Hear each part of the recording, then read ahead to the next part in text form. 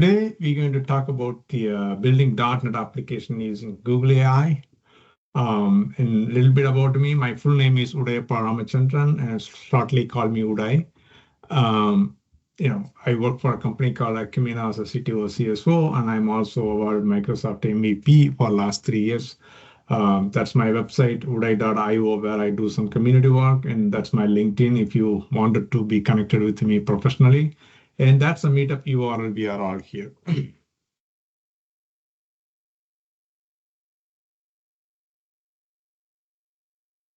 Hi, so today's agenda, we're going to talk about the Google AI. Google AI, we're going to talk about the subset Gemini AI and Vertex AI, what it is and how we can use it, why there is two terms over there. And we now, as I said before, this is for .NET developers. Most of the AI development in the space happening using the Python. But we focused more on the .NET. We'll explore how you can connect and build applications using the .NET, either Gemini AI or Vertex AI, and what is the difference, and we will run some demo. Before we dive into a topic of the Google AI itself, we want to explore some generic concept. We've been using the term machine learning for a long time. That is a subset of the artificial intelligence, which is the simulating the intelligent behavior to solve complex problem. But machine learning is the subset of artificial intelligence. Then now recently, last 3 years, and we've been talking about the generative AI, which is again subset of the machine learning. So machine learning is, comes with the supervised and unsupervised and reinforced learning techniques. When it says supervised, when you try to do a reaction, right? I like it or dislike it or something, that is a supervised. So they take the content and then they enrich it. Okay. And generative AI is subset of the machine learning, where it generates the new content based on the pattern or training provided into the system. If you read on the key differences, A is the umbrella term encompassing all the intelligent systems.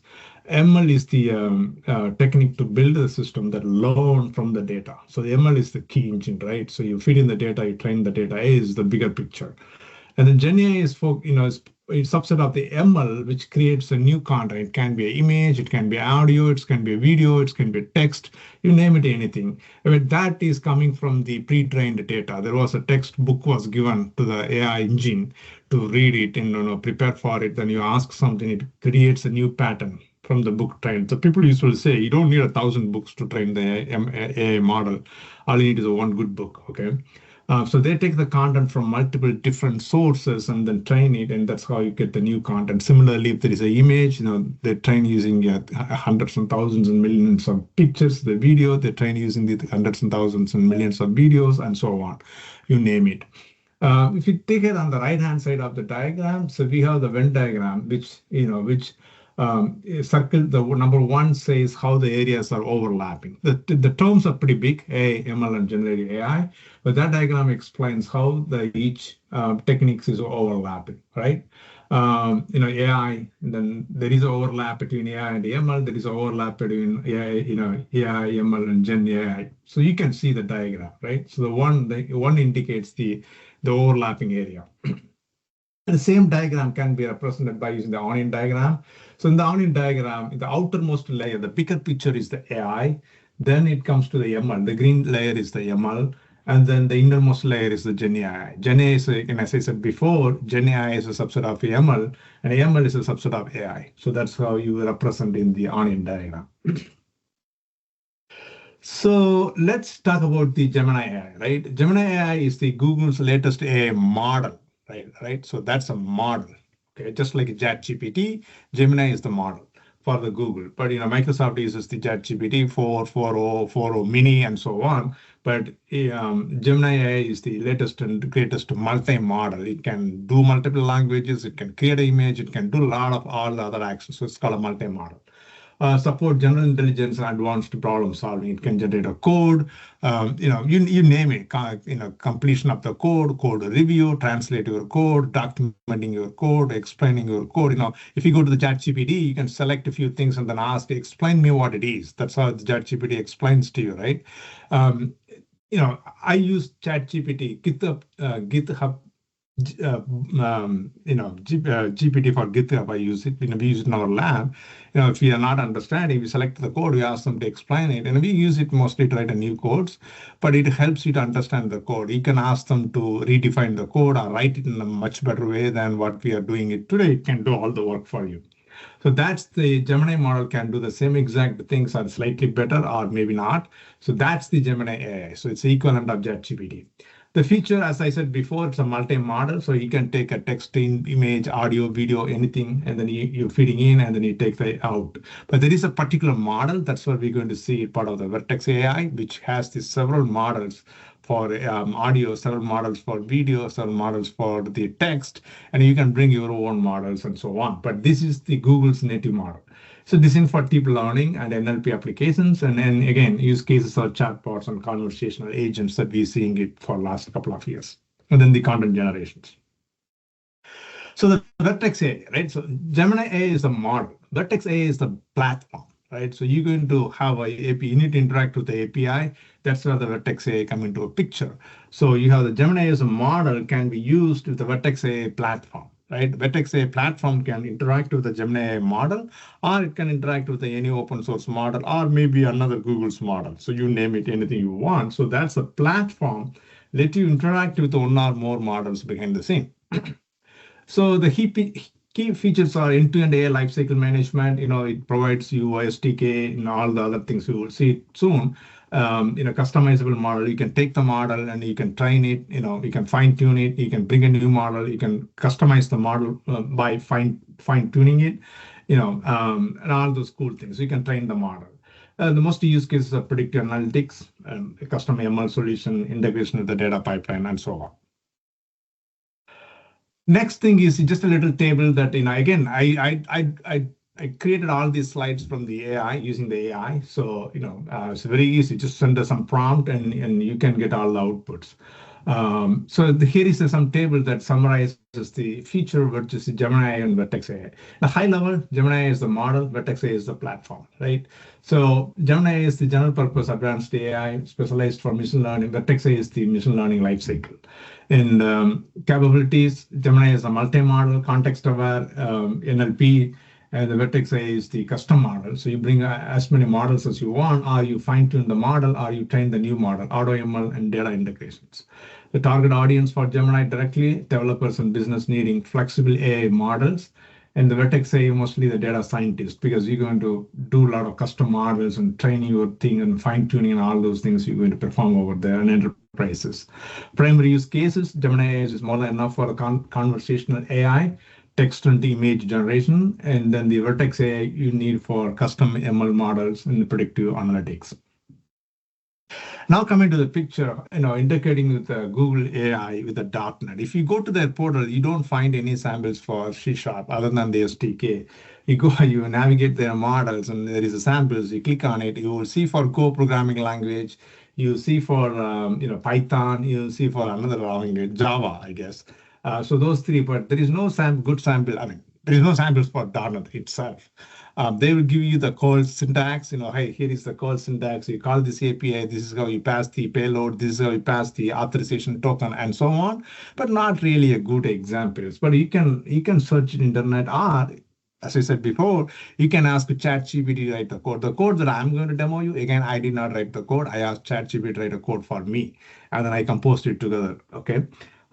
So long story short, .NET is the strong ecosystem. If you want to build applications, you have a .NET application. You don't need to bring a Python engineers to create a Python world to integrate the AI models.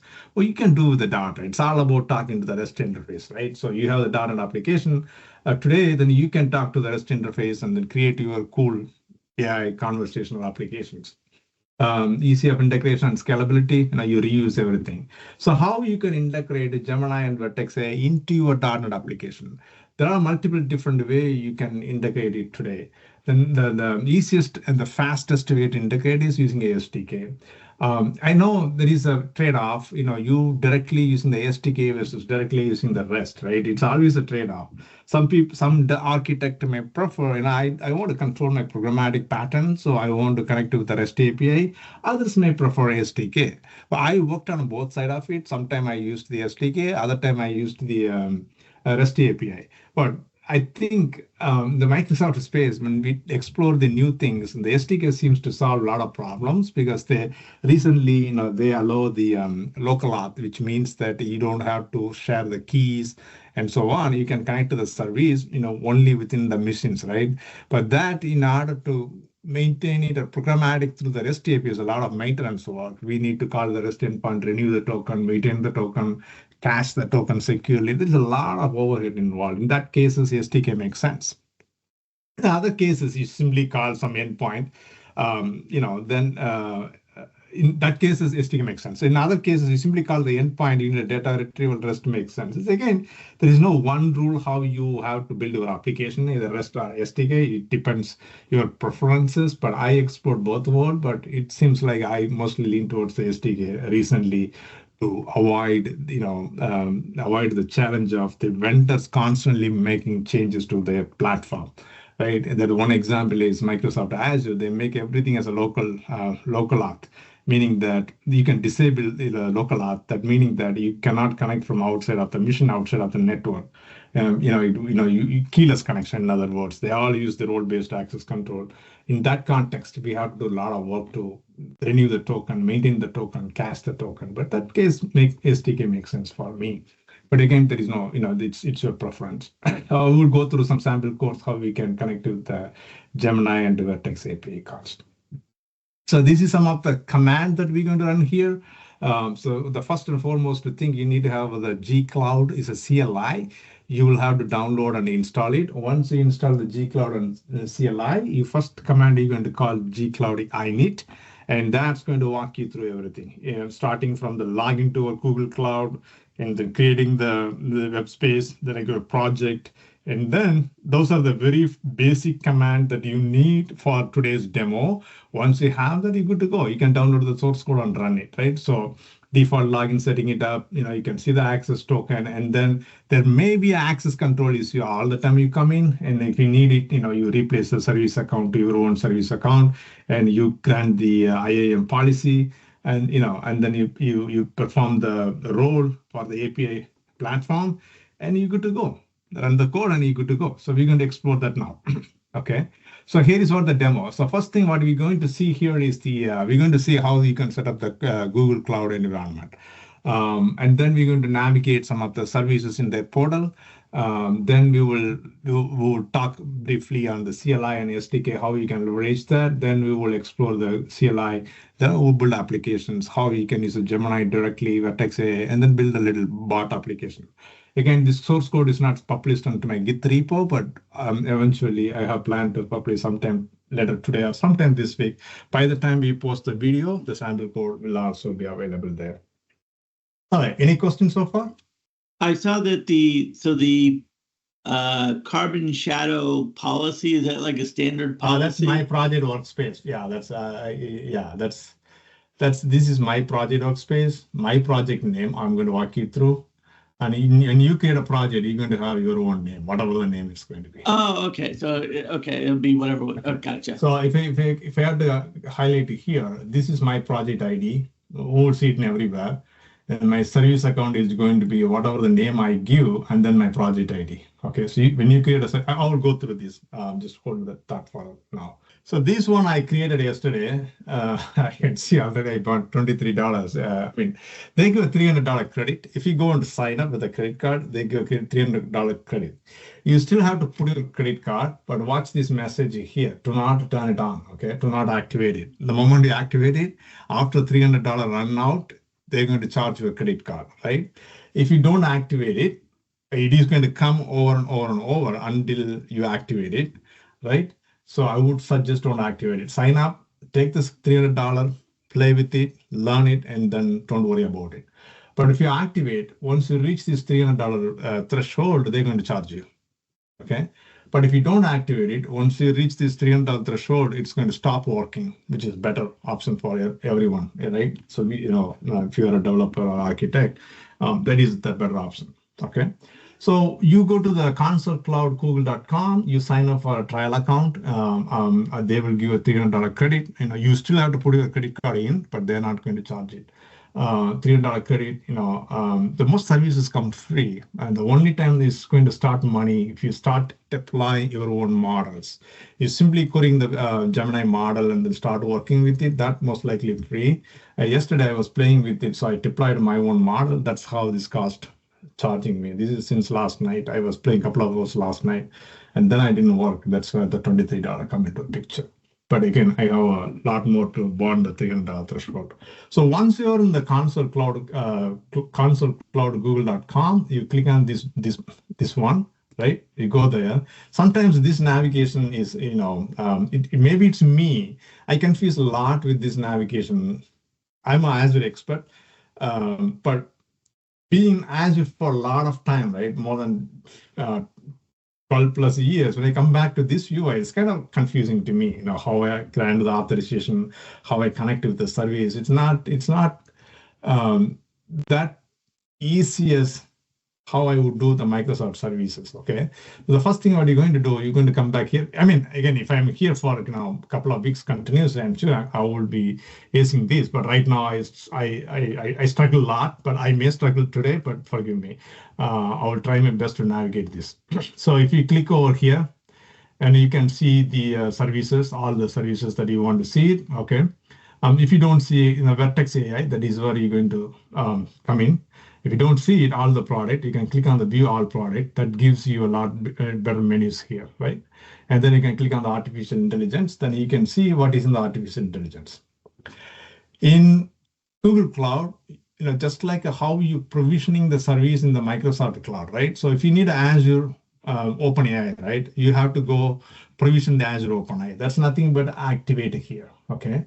So you click on it. If you're not activated already or enabled, I forget one of the term, you'll have a button called enable it, okay? So you just enable it, then only you can communicate with it, okay? So once you enable that, then it's up to you, so you can go back to the free form and then you can start typing it. But it will fail if you are not activated or if you are not enabled correctly, it will fail here, okay? So now you can go and write about Boston.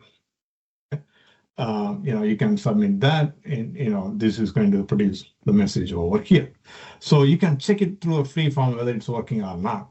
But if you look at the right-hand side, it tells you the models. So Gemini 2.0/001 is the latest model, and then the regions. So you can pick the regions that closest to your proximity, or so in my cases, in the UI, it gives me the central all the time. But in the programmatic demo, I picked everything as a US regions, okay? But you can go ahead and look at it, what are all the regions they provide. This is very important here. You pick a right region to avoid latencies. So you can pick the region based on your customer's geography, not where you from. You as a developer may come from India, for example, but you have to pick the one closest to your customer is. Okay, so that's the model we're going to use it. So if you look at the model, there is a lot more models in Flash Lite 001, EXP02, Flash EXP, and so on. The Gemini has multiple models, so you can play with it, but this is the latest model. That's the model we're going to use. That's model, if you take it in a Microsoft space, it's a ChatGPT 4.0, right? The Lite may be 4.0 mini, and so on. You take it. All right. This is going to work only if you enable the Vertex AI correctly, okay? Similarly, you can go, as I said before, I will confuse a lot of time here, don't worry. Pure product, continue, right? So artificial intelligence, and then you can look at the Gemini, okay? So which is a conversational. If you're not sure what to look and where to look, there is a pretty good text box over here. You can type it over here. So generative is the model, right? So you can say generative, and then click on it. It's going to filter it and bring the model, and then generative AI or Gemini API. Okay, so you click on that one, and then it takes you to the details of the page, and then it gives manage now. But if you're not enabled, you have to enable it. Okay, all right. So once you enable all those things, Then the most important thing that you have to do is the API services key. So you click on that, and then you pick the model, okay? Or you can go from the credentials from here. So let me go back to the Vertex model. That's what we said that Vertex A is the platform in the Microsoft. Now, how you can communicate to this Vertex model, right? You can use the RBAC, which you can go through all those systems, or you can use the key file. For this demo, we're going to use the key file, so which you can create using the credentials. You click on the credentials, and then you can click a create credentials, then you click a service account. Okay, API key is strongly not recommended because you always pass through the query string. Query string can be hijacked, and hence you can pass it from somewhere else. The key files are the service account is going to give you a key file. So you download the key file, you secure it somewhere like a key vault, and every request, not every request. So you create a access token by using the key vault, and you pass it as authorization token part of the payload. That's what most people will do. And OAuth client ID may be a most secure way to communicate to, but in our demo, we're going to use the service account. We will demo a little bit on the API key, okay? So you click on the service account, and then you complete the process, okay? You give the name, so I'm going to say test, for example. It gives you, this is what this is, okay? That name, and then your project space. So you first have to create a project space, which I created it, but even if you sign up a project, you will have the project space. I will walk you through in a second here where the project is. You see this, my project, that is my project. So if you click on it, that's my project ID. That's the ID I'm using it. When you sign up for a trial, you will always have a project created. Once you click on it, you can copy that value there. I'm sorry, that's what I would have shown it first, but we got it now. Okay, so you do it and you create a service account, and then a test is a most commonly named. There is another already a 656 for character, right? So I don't know why it says that this is unique, but I don't know, they put some random characters. So you copy this value, that's your account ID to connect this one. And then you complete the process, which we are not going to do it now. So create and continue. Well, it's okay, we're not going to create and continue, right? And then you can select the role or leave the default, and then you're done. It's going to create it for you. Okay. So that should be somewhere here. It should be appearing on the service account. If you refresh it, yeah, it's over there. Okay, then you can you can click on it. Okay, then you can go to the key files, and then you can click add a key, and then create a new key, and then you click on the JSON format and download it. Okay, that is the file you're going to use to communicate your Vertex A or Vertex A services. But now how you can create you have to create the key file for every service, or you have to configure the permissions if you want to use one key for everything. But in this demo, we're going to use a multiple key files to communicate with the multiple different services. But mainly we're going to talk Vertex A as a platform, Gemini as the model, right? I'm going to go back again here. I'm going to click on the API services. Now, I can pick up the generative AI. So you also have to enable cloud storage. If you go to the generative AI, right? If you click on the credentials, and again, it comes back over here. I created one like this. Okay, so I click on the new credentials, service account. I gone through the same exact process I gone through before and do that. And then I create the JSON file. Okay, so that I can communicate with it. All right. Now, the most important thing is to do, hold on a second, let me launch this one, run as administrator. Yes. So I already installed Google Cloud CLI, but you can download from the portal, and then, Google Cloud CLI, you install it. Okay, once you install Google Cloud CLI, and I summarize the very key command that you need. This is the first command you need. This you don't need it until you use certain things. But let's go ahead, and I don't have to, but I'm doing it for the demo purposes. So what I would do, zcloud init, right? And it's going to walk me through what option you want to select. So it tells me reinitiate this configuration. That is my login, right? You probably know in Google the dot is ignored. You can say a.b@gmail.com. a.b.c@gmail.com is same as ab.c@gmail.com or abc@gmail.com. right? So this is my account events-gcloud is my Gmail account. It says reinitialize or create a new configuration. So I can log in and create a new configuration. Or switch it to reinitialize existing configuration default. Okay. So I am going to say, just for walking you through the demo, I'm going to pick one. Okay. So now it's checking everything. I already gone through it, so it might not give me all the options, but you got the point, right? It tells me select an account. So I logged in as a, my corporate account. I logged in as a Gmail account, signed with a new Google account. If I have a new account, I can even do that or skip this step, right? But in this case, I'm going to use two. That's where I configured everything for this demo. I say reinitialize using that demo, right? And then it gives me, okay, you have this project ID, or you want to use the project ID, or you want to create a new project ID, or you want to enter an existing project ID. But I'm good with that project ID. That's where everywhere we configured. So I'm going to select one. Okay. So now, do you want to configure default computer region and zone? Yeah, I'm going to say yes. Okay, so then if I play more with the code, some of the API, you can skip that one, right? But this gives you all the regions that you can pick. In this case, I'm going to pick US East 4. US East 4 is a Virginia region. Okay, so and ABC is the what do you call this? A fault tolerant data centers nearby, but US East 4 is what we're going to pick. So that is number 4. We're going to select, right? Number 4 we're going to select. So we select 4. Okay. Now that's it. Now we have the thing over there. Now, if you want, if you look at my tech over here, the next thing is you don't need to do that one. That's only needed some of the API that you use it, but it's not going to break anything. But I'm not running it right now, but I'll run it. If you want to see the access token, if you configure correctly, you're going to see the access token. If you don't get the access token, somewhere you messed it up. You have to start over and complete it. Okay. All right. So now we gone through the portal. Now we gone through the G Cloud, how you can set it up. So you can do everything you did here on the portal too. Sometimes when you run the code, you may have permission issues. This something is not working. This is not access denied, or permission not enabled, and so on. Right? If you run into that level of problems, then you can look at this kind of commands. Gcloud project add IAM policy binding, then that's your product. That's your project ID binding to that project ID for this member, which is you just created the service account, and then say API platform user. Okay, so you grant the service account API platform user, so the user can perform the actions.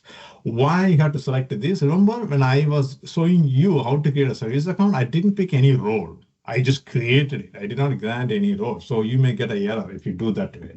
So you can come back and grant the permissions you want. And similarly, I'm enabling it, add IAM policy, binding carbon, or they both the same, I guess. I don't see anything. Oh, so this one is that one is for my Gemini account, like the service account. This one is for my account. Okay. I'm granting it. And then I can, if I want to see the IAM policy, then you can run these and then you can get the IAM policy. Okay. All right. Now let's get back to the code. So now we explored how to configure on the portal, how to operate on the command line. Now let's go and do some programmatic. So if you look at this demo over here, I divided into two major parts. The first one, I'm going to show everything in a console. In the console, we have 3 demos. The demo 1, it talk about the Gemini REST API, okay? And the demo 2 is going to talk about the Vertex REST API. And the 3 is talk about the Vertex SDK. Mostly we're going to use the Vertex SDK when you build the app, because we don't want to deal with all those things, right? So we want to use the SDKs. But I put three demos to explore, to demo for this meeting, right? So now if you look at it over here, we're first going to explore Vertex demo, which is going to go to the Vertex demo API. As you can see here, we're going to get the Vertex sections, and I don't mind you seeing any of these. This will go away end of the demo. So if you look at the Vertex environment, we have the API environment. That is where it's going to go, okay? And then the project ID, you already saw that, and the model and the location, that's what we select, and the publisher is Google. Why the publisher is important? Sometimes when you make the model, I don't think that's a very important, but I don't know why Google mandates that as a publisher as a Google, but the model ID itself more than enough, right? But if it's a different publisher, you may have to pass in a different publisher. This is service account file path. Remember, we said we can download the JSON file, we put it over here. Service accounts. And I download the Gemini that you saw it over there, Vertex that you saw it over there. Those two files I download, I leave it over here. That is my path. And this is the scope, you're going to pass this to scope to get the token. If you're familiar with OAuth 2, you need to pass in a scope all the time. The scope is at the resource endpoint, right? So for example, if you take OAuth 2 in a Microsoft space, you do a graph, then you use graph.microsoft.com/.default as a scope. Likewise, here the scope is Google API, so that you get the proper access token that granted to communicate to the platform. That's the candidate count, how many results you want to return it, and then the max output tokens. And all the other point, top P, top K, and seed, and and then but we're going to simulate this demo as for the fitness advisor. Okay, so you are a fitness advisor. This is the context we're setting it. It's also, they call it as a context. In OpenAI, we call it as the meta prompt or system prompt. Okay, so we say meta prompt. Okay, here is a meta prompt or a system prompt. The names are used interchangeably. And this is what the meta prompt or system prompt in Google is called a context. Okay, so you set the context, who you are. You should only answer the question fitness and exercise. If somebody asks about e-commerce, he's not going to exercise it. Somebody asks about the something else outside of fitness and exercise, it's not going to tell you. Okay, our vacation plan, it's not going to tell you. So it's only going to answer about the fitness and exercise. Okay. So we have that call. Then we have the little multi-shot model that we prepared. Okay. So if we go back to that file over here, you don't have to. So let's go back to Vertex AI, right? So this is a multi-shot. The user, thing and model. This is what you're going to say. So the user says this. It's like a shot in. Dan, you there? The model is a user. And then you do a short input, right? So and then the model, this is the output, and then the user, here is the input, and model, here is the output. And then the user, here is the input and model output. You don't need to give this. It's called shot, right? One shot or in multiple shot you can give if you want to. It's kind of training the model, kind of tuning the model, right? But you don't have to do it. You can remove everything from here to there, from here to there, just run the user and user prompt. It can still answer you. But this is to combine the training example of how you can provide your own shots of Q&A, and then in the prompt, right? If it fit into this category, this is going to use this category, use this to train itself and then answer in this pattern, right? But you don't have to. You can delete everything. We can run it in a way. Okay. So now we're going to run this demo program. So I set the breakpoint over here. All right. Let's see where it is. Okay. So we're hitting the breakpoint. We load the configuration. We're going to run it. All right. So here is the prompt, right? So now I can ask, give me some tips on exercise. I don't know. So it's going to go back to the model. If you step in the code, and it gives me the return. So which model it's using, that's the model it's using, how many tokens it's consumed, and then the output, right? I asked about tips, right? So, so this gives me the multiple, the response. They call it as a candidate, okay?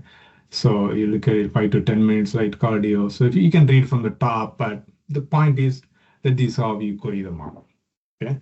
You go on, you call it, and then it comes the message. Yeah, since we also set the context as the Boston slang, so it's using a little bit of Boston slang. But if you remove that word, it's not going to use the Boston slang. It's going to use the right thing. So if you go here, stop it, and then we're going to remove a few things here. As I said before, things that you noted, a lot of things here we may not need it, right? So I'm going to go here, Shift Control End. I'm going to delete everything.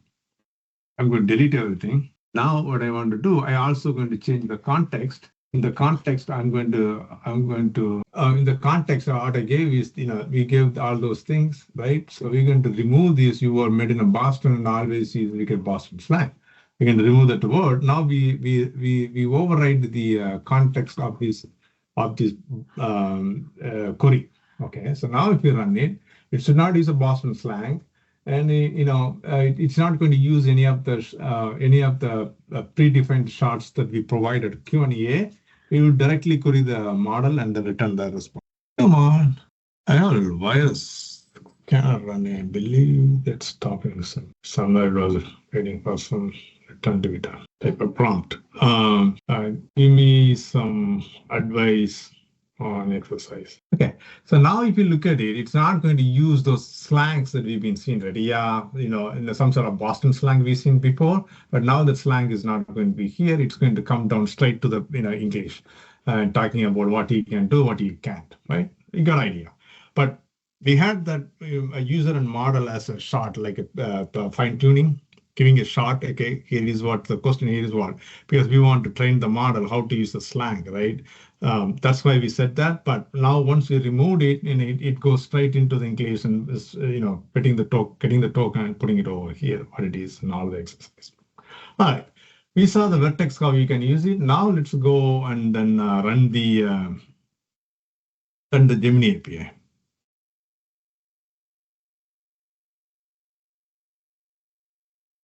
Okay, so here is a Gemini API, and it takes the configuration from the Gemini configuration from here. It takes this section, but in this case, we have the API key, which I created from the portal, and we have this one. And again, we have some slang set it over here. It's going to use it. Again, this is called the meta prompt in Azure, but here it's called the context. Let's go run these samples now.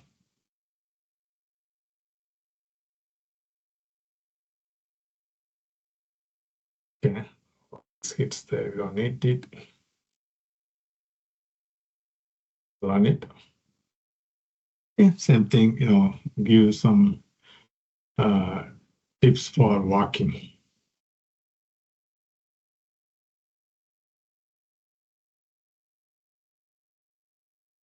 All right, so it come back, you say it gives you, all right, let's go and walk in, again, that's a slang, right? Walk in, pro, those things are Boston slang. If you remove the word, you remove the context, that you have to speak in a Boston slang, it's not going to apply the slang, it's going to use the language correctly. And, you saw it gets over there, we set some harm for content. We want to make sure it's secure, and it's not, come up with inappropriate contents and the harassment levels and so on. That you can set as a category. This is the safety parameter that we passed in. I'm going to stop this. If I look at the code here in Gemini API, right? So we set all these things. So we're going to read the model input from here. So some input we trained it, but the only thing you need is this, right? Role user and then the user prompt. That's all you're going to set it in. Everything else, just the way that we wanted this to respond to us. Okay, so if you look at the code again, we set this, what is the harm category, what to block, what not to block, and then we set the temperature, max output, top P, top K is kind of how deep you want to go, how randomness you want to go, how the neighbors you want to go, all those things is a top P, top K. And then we call the generative language API and pass the models and key, and then you get the data. Okay, now let's see how we can do it in the Vertex AI. So if you look at it over here, Gemini or Vertex REST API, we are calling the HTTP client, right? So we do HTTP client, we post what is the endpoint, we want project ID. So this is technically, we are making the HTTP request. If you look at the client, this client is going to be HTTP. Where is the client? Yeah, HTTP client, right? So you're directly calling the REST endpoint and posting the data and playing with it. That's the same thing we did it. But the SDK, we are not going to call the HTTP client. Instead, we're going to call their API, right, which is a predictive service client, which is their SDK. Okay, so you set the endpoint, you set the credentials, and the credentials, you're going to read it from the file that we downloaded it, and then, generate the credentials and set back to the credentials over there. And then we're going to build that, that's again a SDK thing. And then the SDK thing has this something called the generative content request. And then you set all the values, and then You call the predictive service client or generate content, and it gives you the content. Okay. If there is something, then we go parts and then default part, and then otherwise we're going to say no response. So now to run this demo, we're going to go back to the program, and then we're going to comment this one, and then we're going to uncomment these. Right. So we're going to run it. Somewhere it was waiting for somewhere. Okay. So we're going to ask, give some tips for ice hockey. I don't know. Ice hockey. I don't know what it's going to do. Let's see. It may say I'm not allowed to see the response. Let's see what it does. Okay, it did give the ice hockey because ice hockey is a kind of exercise, right? So it is giving some tips. Okay, this is what it is, right? So gone through, have fun, hockey is scheduling, but he got the concept. But in this particular case, we are not calling the REST endpoint, we're using the SDK. We're going to say, give some tips for planning a trip to France. Let's see what it does. I can only answer questions about fitness and exercise, so it worked, right? So because we set the context explicitly, you are only allowed to talk about the fitness and conduct, right? So that's how the agent, the agentic thing that they're talking about AI. So agent can do one thing, but that agent can talk to other agent to get the other thing is done, right? So we said explicitly in the context over here, you are only allowed to speak about exercise and fitness, but nothing outside. When we talk about, can you do a plan about the France? It says no, I'm not going to talk about it. I only can talk about exercise. All right. Now we saw how all these three things working together. Let's build a little generative bot, how you can integrate it, okay? So we have built a very small mini application, same thing, it's a MVC application. So we did some Vertex AI service, which uses the Vertex AI interface. And that interface we have not, but there is a one method prediction, which is what we did on the other three samples, right?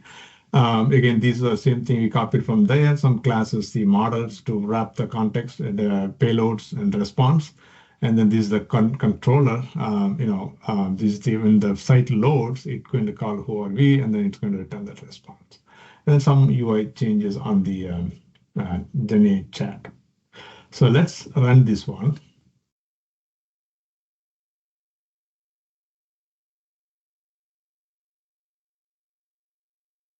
All right, so so we set the context and everything. So why this is by default is displaying these two messages, because we set it over here when the controller starts.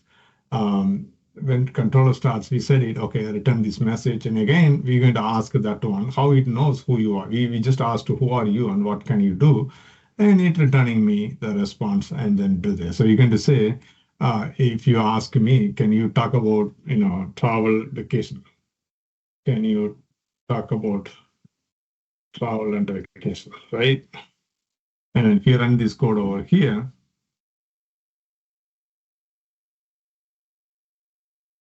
let's see what it does. I did not run that context, but let's see. Okay, can you talk about travel and vacation? Sorry, I can only answer about a business. Okay, that's fine.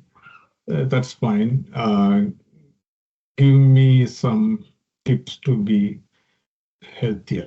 Okay, we post it, then we just going to ask something, and it gives me something. In summarize in one sentence. Okay. Okay, so easier into working. But again, you see a little bit of slang over there. That's because we still set the context to be Boston.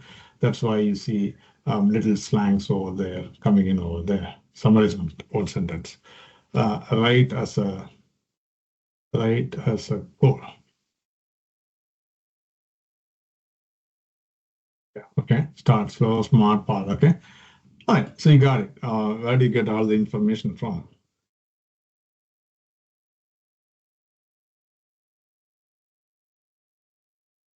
We're trying to massive data set. Okay, I mean, we put like a mock website, but it is not getting anything from here. But this directly talking to the Gemini model via Vertex AI platform to get the data. Okay.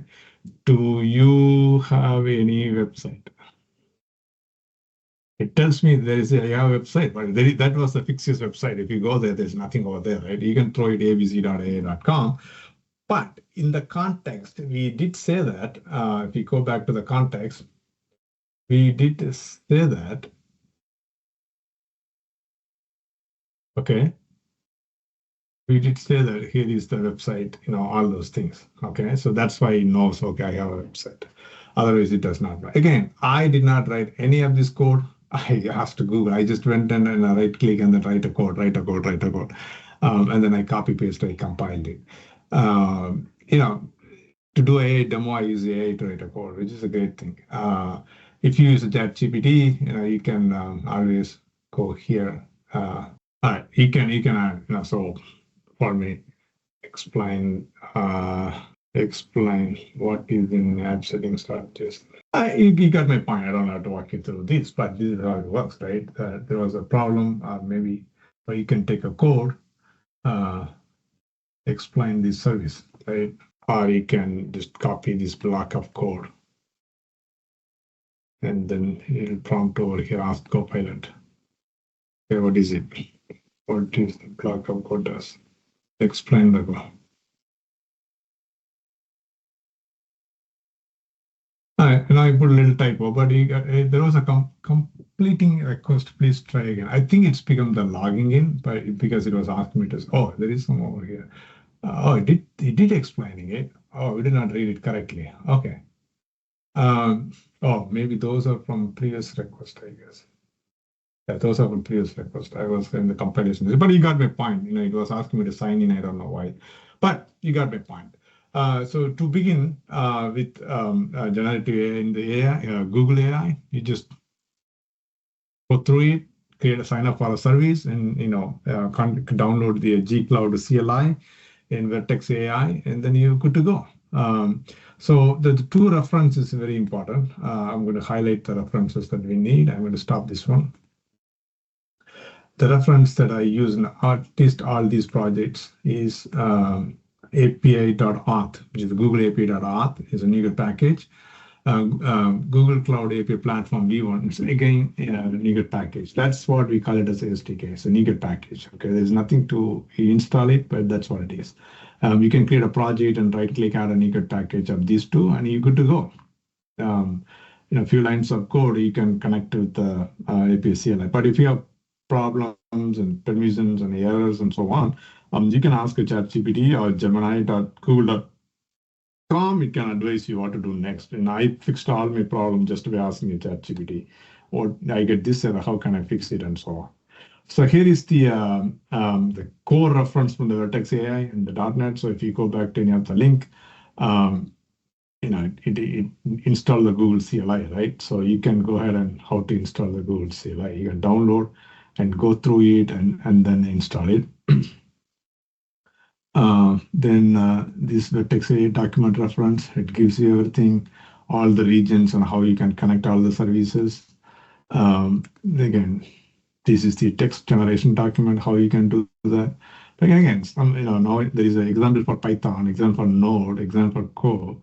There is a REST samples. If you look at it, that's what they talk about how you can use the call syntax and call the system.